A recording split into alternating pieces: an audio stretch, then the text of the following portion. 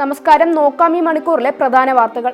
നവീൻ ബാബുവിന്റെ മരണം കേസ് ഏറ്റെടുക്കാൻ തയ്യാറാണോ എന്ന് CBIയോട് ഹൈക്കോടതി. കോടതി നിർദ്ദേശിച്ചാൽ അന്വേഷിക്കാൻ തയ്യാറാണെന്ന് CBI.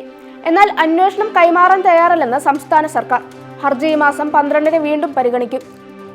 സ്മാർട്ട് സിറ്റി വിവാദം, അഴിമതി ആരോപണം ശക്തമാക്കി പ്രതിപക്ഷ നേതാവ്. കരാർ അവസാനിപ്പിക്കുന്നത് ദുരൂഹമെന്ന് VD സതീശൻ.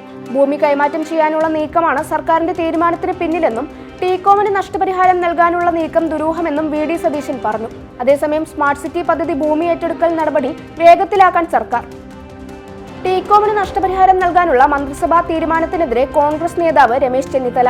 ടീകോം വ്യവസ്ഥകൾ ലംഘിച്ച സാഹചര്യത്തിൽ അടിയന്തരമായി സർക്കാർ ആ ഭൂമി ഏറ്റെടുക്കണം. ടീകോമുമായി സർക്കാർ ഉണ്ടാക്കിയ കരാറിൽ വ്യവസ്ഥകൾ ലംഘിച്ചാൽ ആ കരാർ മുഴുവനായി റദ്ദാക്കാനും അസറ്റുകൾ തിരിച്ചുപിടിക്കാനുമുള്ള അവകാശമുണ്ട്. വയനാട് ദുരന്തം, സംസ്ഥാനത്തെ കുറ്റപ്പെടുത്തി കേന്ദ്ര സർക്കാർ. സംസ്ഥാനം വിശദ നിവേദനം നൽകിയത് ഏറെ വൈകിയെന്നും അമിത്ഷാ. 2219 കോടിയുടെ പാക്കേജാണ് ആവശ്യപ്പെട്ടത്. ഇതുവരെ 291 കോടി രൂപയുടെ സഹായം കേന്ദ്രം നൽകിയിട്ടുണ്ട്.